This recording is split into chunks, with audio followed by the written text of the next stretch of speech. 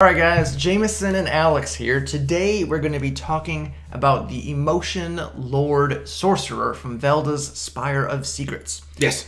So, if you're new to the channel or to the subclass series, what we're going to do is go through all the abilities gained in the subclass. We're going to rate it based on its roleplay, combat, and synergy based on how the abilities gained in the subclass improve on the base class abilities. You bet.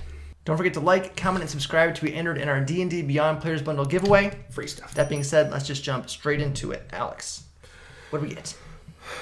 We like to play with our emotions, and we are going to get different spells based on our emotional state. You had me at bonus spells. Yeah, I know. But not a warlock. Sorcerer bonus spells. But they also desperately need bonus spells. The list of spells you know from this table changes with your predominant emotional state. These emotions should be informed by your character's history as much as the current situation. However, the GM decides whether or not a situation is appropriate to inspire a specific emotional state. For example, a pitched life or death battle is unlikely to inspire love. Makes sense. Unless you were saving your love interest, maybe. Again, that's the whole point. If your emotions would be uncertain, choose this state randomly. Each spell counts as a sorcerer spell for you. Doesn't count against the number of sorcery spells you know. Again, biggest problem sorcerers have. These spells can't be replaced when you gain a level in this class. And again, there's a wonderful table. So instead of us reading off 25 spells, you get anger spells, fear spells, joy spells, love spells, and sorrow spells. And you have a good mix throughout all of these for RP and combat. Mm-hmm. So you got all the good stuff you want to see, like fly and slow, and lightning bolt, sure. And then you have stuff like freedom of movement. You have heroism. You have charm person. You got all kinds of options on here. Going along with all of that, you have also at level 1, empathy. You can use your action to probe the surface level of a creature's emotions. You must be able to see the creature, it must be within 30 feet of you, and it must have an intelligence of 3 or higher. You learn the creature's emotional state and, at the GM's discretion, one of the creature's bonds. So, definitely some RP kind of potential there to get some insight on a player without, something like detect thoughts. That's right. Next up, we have some additional uses for your sorcery points. From your level 6 ability with Mood Swing, you can use the following abilities regardless of your emotional state. Burning Rage. As a bonus action on your turn, you can spend 1 sorcery point to ignite an Arcane Fury. To the start of your next turn, when a creature comes within 5 feet of you or starts its turn there, it must make a Dexterity saving throw against your spell save DC. On a failed save, it takes 2d6 fire damage. Crestfallen. Beset by sorrow, you can spend 2 sorcery points as a bonus action on your turn to fade out of the world. To the start of your next turn, you are visibly transparent, and attack rolls against you have disadvantage. The effect ends early if you are hit by an attack. Flight of Terror, you can spend 1 sorcery point to take the disengage action as a bonus action on your turn. Heartsick, overcome by love sickness. You can use your bonus action, spend 1 sorcery point to end 1 effect on yourself that is causing you to be charmed or frightened. And lastly, we have Moment of Bliss. As a bonus action, you can spend 1 sorcery point to gain a flying speed equal to your walking speed till the end of your turn. If you end your turn in the air without anything holding you aloft, you are within 30 feet of the ground, you float gently to the ground. Otherwise, you fall. It's a wordful to get through there. It's just the way all it's like a built-in feather fall. Basically. But it's got to be within 30 feet, so... Right. Yeah, don't be going too crazy. Don't get too wild up in there. Then level 14... we have Shift Temperament.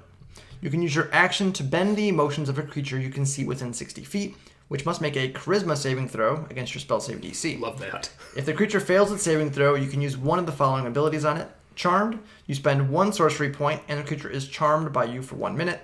It ends early if you or your companions do anything harmful to the creature. Frenzied, you spend 3 sorcery points to cause the creature to become frenzied for up to 1 minute. The creature can repeat this saving throw whenever it takes damage, ending the effect on success. A frenzied creature loses the ability to distinguish between friend and foe, regarding all creatures it can see as enemies. While frenzied, the creature chooses the targets for its attacks, spells, and abilities randomly from among the creatures it can see within range, and it must make an opportunity attack if any creature provokes one. And we have Frightened. You spend 1 sorcery point, and the creature is frightened by you for up to 1 minute. The creature can repeat the saving throw at the end of each of its turns, ending the effect on itself on a success. And then lastly, we have Indifferent. If the creature is hostile towards you, you can spend 2 sorcery points to render it indifferent toward you for up to 1 minute. This indifference ends if the target is attacked or harmed by a spell, or if it witnesses any of its friends being harmed. So you get a nice mix of utility on here, some pseudo spell effects, like, for example, your Crown of Madness is kind of like Frenzied. Charm Person is kind of like Charmed. You have some similar effects, but in different ways to use them. Thanks to our sponsors, Hit Point Press. Check out their big, bad bundles. Unique, cool monsters, history, lore, everything you need to throw these villains into your campaigns. And it's a great way to get around your players that like to metagame, or if they do it accidentally, like I tend to do at times. Maybe they think they know what this monster is by the description. They can create some fun opportunities and unique things to throw at even your most experienced players would not see coming. So check out the link in the description down below. And finally, at level 18, our capstone is Vibrant Soul. You know all of the spells in your emotional spell list at all times.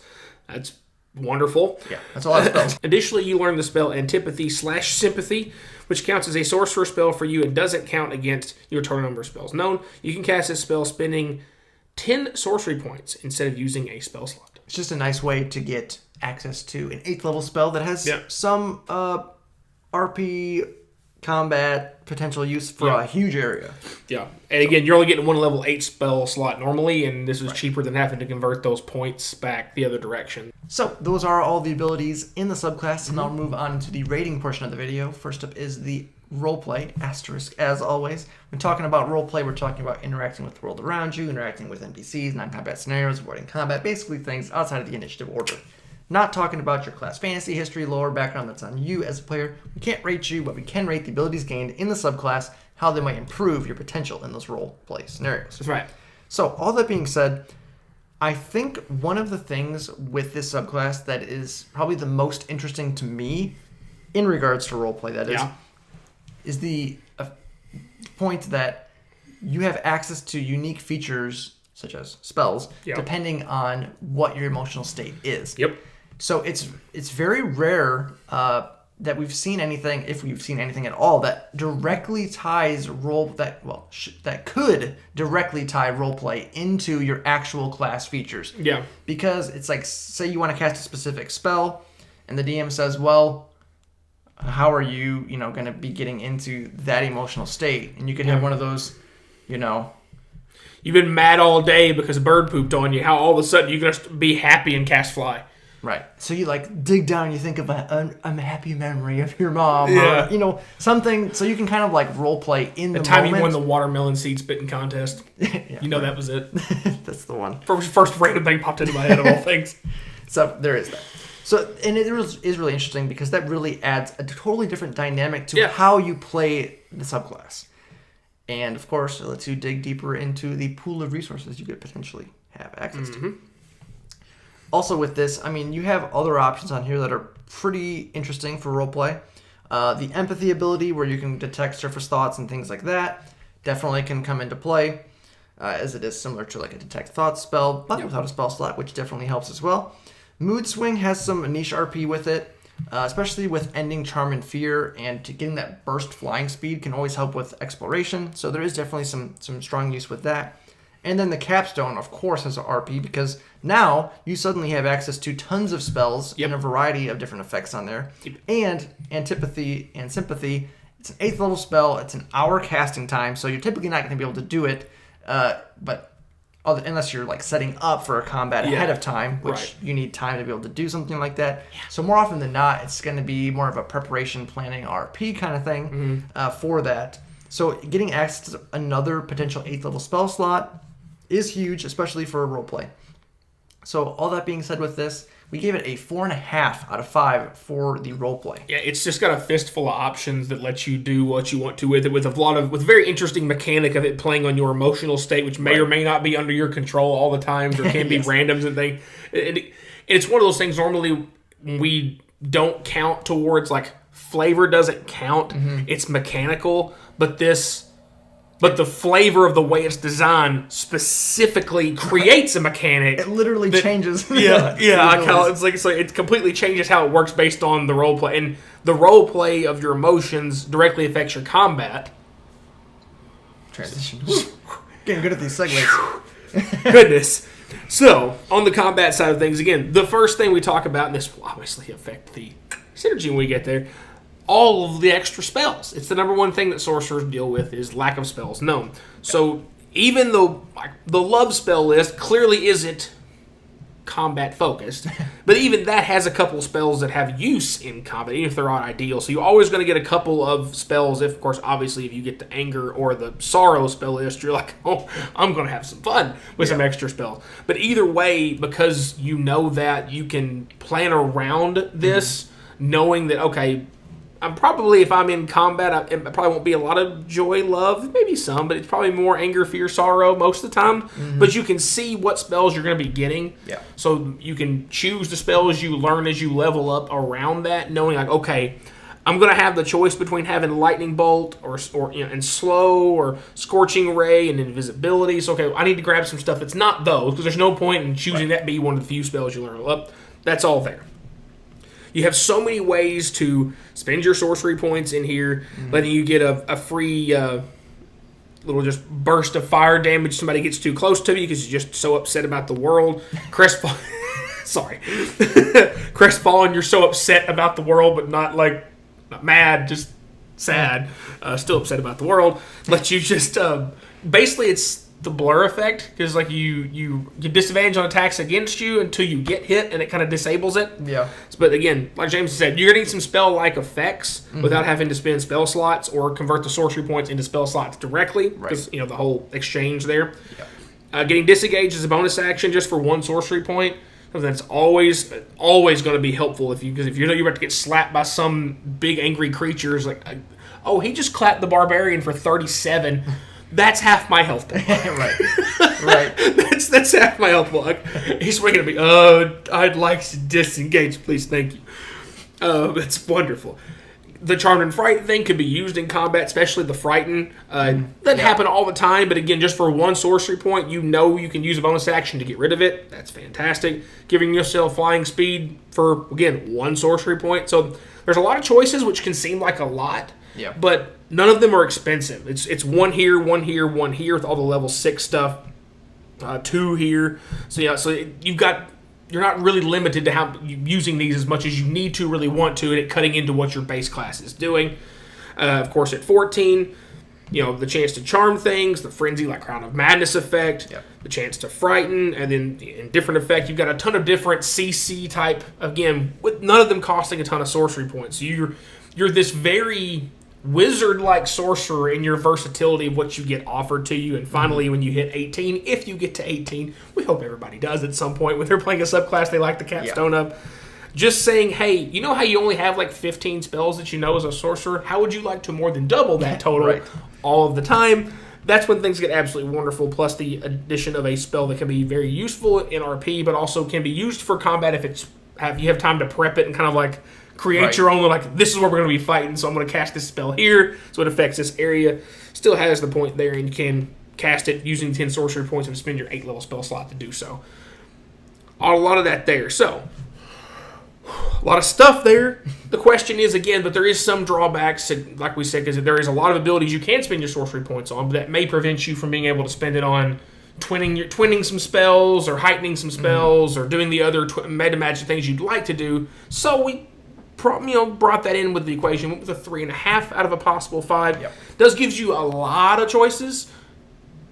I never make the argument there's no such thing as too many choices, but you maybe could with this one just because of the fact that maybe there's so many you can't do all of them as much as you would like. Sure. So there are some limitations there would hold you back just a hair. I think part of it too is with this, you have a lot of options, but really a lot of them aren't super impactful. Sure. They're all solid choices to do in specific circumstances, but none of them are just crazy. Right? No, like you get a disengage as a bonus action. It's like, is it good? Absolutely. Yeah. Is it crazy? No. Not really. I mean, rogues can do that all the time, without spending any resources. So they're bonus action. Yeah, the bonus action. So it is what it is on there. It's definitely interesting. And just kind of switching straight over into synergy with this is you get spells. Yes. And that is a huge deal for sorcerers, just to have access to those spells, even if there is a caveat to, being in an emotional state. It's kind of random to a certain extent, but at least it's not like wild magic where it's completely random and you roll and what happens on the board. It is, what you're going to be unless your state changes. You know what the list of spells you have on hand are going to be. So it is definitely nice to have that. You have more options to twin, more options to, quicken spell, all kinds of stuff you can synergize with your base class. Getting additional options just gives you more utility in general with that. So that is nice. And again, you have lots of options for sorcery points, which, as we mentioned already, are all very cheap. Yes. So you can do them pretty regularly. Yep. And yes, you might not be able to twin spells as often or quicken spells or anything like that as much as you normally would be able to. But the choices are yours. Right. Right. And it does give you more utility. So all that being said, we've kind of already discussed the major features around this thing. Yep. So we'll just get straight to it. We give it a 4 out of 5 for the synergy. Yep. You have good options. None of them are too crazy. They're cheap. And there might be a little bit of that analysis paralysis because you have so many options on here. Because typically a sorcerer doesn't have anything to worry about with spells. Now you know so many more spells. Yeah. And you have all these options. So many options of features. It's one of these things where this is not going to be something that, first time player needs to be doing because there's just so many things you can do. You have a hard time keeping track of all of it. Yeah. Playing full caster first. I was like, what am I doing now? Yeah. But yeah, guys, this is definitely a very flavorful and flavor impacting full words. Impacting full. Impact flavor. It does things that help. Yes. With your role play. And what is the number one rule with subclasses? It's got to do something. It's got to stand out. Be unique. Why do you exist? This one is you're in a glass case of emotions. Absolutely. And what are you doing with those emotions that you have? You're blowing people up. Or making people fly. Or sending messages. Or whatever. You're doing all kinds of things. That's what this is all about. Yes. Emotion. Don't do it. Don't you do it. Don't you do it. Don't do it. Anyways, that's going to be it for today, guys. Thank you again to our sponsors. Don't forget to like, comment, subscribe, hit the bell notifications so you know when all of our new videos are coming out. And as always, thanks for watching.